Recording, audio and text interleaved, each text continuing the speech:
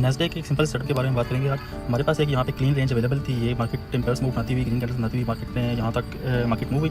यहाँ से मार्केट ने रेड कैंडल बना के रिजेक्शन दी, फर्स्ट रिजेक्शन दी, सेकंड उसके बाद मार्केट ने रेड कैंडल बना के एक और रिजेक्शन दी, मार्केट ने यहाँ पे रिजेक्शन दी और मार्केट नीचे आती हुई यहाँ से मार्केट ने, हमारे पास ये प्रीवियस सपोर्ट अवेलेबल थी, यहाँ से मार्केट ने लिक्विडिटी ग्रैब की। इस प्रीवियस सपोर्ट से मार्केट ने लिक्विडिटी ग्रैब की। इसके अलावा लास्ट हमारे पास जो रिजेक्शन थी वहाँ से मार्केट ने लिक्विडिटी ग्रैब की और उसके अलावा मार्केट ने सपोर्ट से नीचे आके भी लिक्विडिटी ग्रैब की। ये सारी लिक्विडिटी ग्रैब करने के बाद मार्केट ने एक बुलिश कैंडल क्लोज की। ये कैंडल हमारे लिए कंफर्मेशन कैंडल थी। जैसे ये कैंडल बुलिश क्लोज हुई, हमें कंफर्म हो गया कि हम यहाँ से बाय एंट्री एग्जीक्यूट कर सकते हैं। जैसे ये एंट्री बुलिश क्लोज हुई, जैसे ये कैंडल बुलिश क्लोज हुई, साथ ही हमने नेक्स्ट एंट्री पे हमने यहाँ पे नेक्स्ट कैंडल पे एंट्री ली। जैसे ही मार्केट की जो प्राइस थी, ये प्राइस जैसे ही प्रीवियस कैंडल के हाई से ऊपर के साथ ही हमने यहाँ पे एंट्री एग्जीक्यूट कर ली। जैसे यहाँ पे हमने एंट्री एग्जीक्यूट की, प्राइस देखें मार्केट ने ये वाली बुलिश क्लोज की, अगली बुलिश क्लोज की। यहाँ पे मार्केट का प्रीवियस रिजेक्शन अवेलेबल थी, ये मार्केट की रेजिस्टेंस, नियरेस्ट रेजिस्टेंस, यहाँ तक हमने मार्केट को चलने दिया। जैसे ही मार्केट यहाँ तक पहुंची, हमने यहाँ पे अपना टीपी सेट किया हुआ था, यहाँ से हमने टीपी हिट करवाया। और अगर आप टीपी तक वेट नहीं कर सकते तो हम यहाँ पे, हमारी ये स्ट्रेटजी होती है सिंपल सी कि हम यहाँ पे क्रॉस करते हैं अपनी 80% पोजीशंस और बाकी को यहाँ पे चलने देते हैं नेक्स्ट टीपी तक।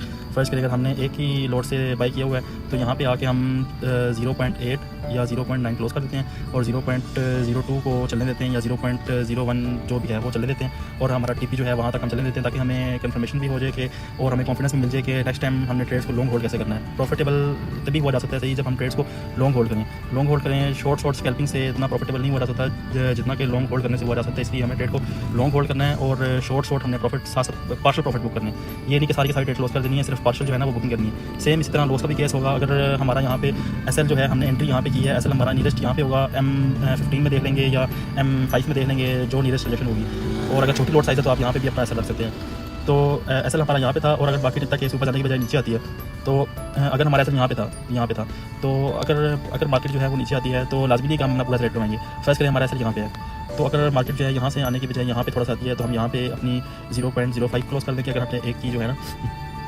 0.1 की अगर हमने बाई की हुई है तो 0.05 यहाँ पे सेल क्लोज करेंगे। मार्केट थोड़ी सी और नीचे आती है 0.03 यहाँ पे और क्लोज कर देंगे और फिर अगर पूरा एसएल हिट होता है तो बाकी यहाँ पे हिट हो जाएगा। इससे फ़ायदा ये होगा, अगर आपका एसएल जो है वो 10 या आपका अगर बड़ा अकाउंट है $100 का एसएल है तो वो पूरा का पूरा सेट नहीं होगा, आपका कम एसएल हिट होगा। आपका हो सकता है कि 50 का एसएल हिट हो जाए या 60 का एसएल हो जाए या 70 का हिट हो जाए। तो हमें इस सूरत में ये फ़ायदा होता है कि हमारा एसएल जो है वो कम हिट होता है अगर हम पार्शियल लॉस बुकिंग करते हैं। तो जहाँ इनिशियल एसएल आपका 100 था वहाँ ये अब 50 या 60 का बुक होगा और बाकी आप फिर भी 30 या $40 जो है वो प्रॉफिट में होंगे क्योंकि एसएल आपका कम हिट हुआ है। अब प्रॉफिट करना एक अलग चीज़ है और लॉस को कंट्रोल करना वो अलग चीज़ है। अब प्रॉफिट तो करेंगे लेकिन लॉस को भी कंट्रोल करना है इस मार्केट में साथ साथ। अगर आपका $100 का प्रॉफिट का टारगेट है और आपने एसएल सेट किया $70 का, आप $70 मार्केट को देने की बजाय आप मार्केट को कोशिश करें कि $50 दें या $40 दें या $30 दें। इस तरीके से आपने प्रॉफिट को मैनेज करना है, लॉस को मैनेज करना है।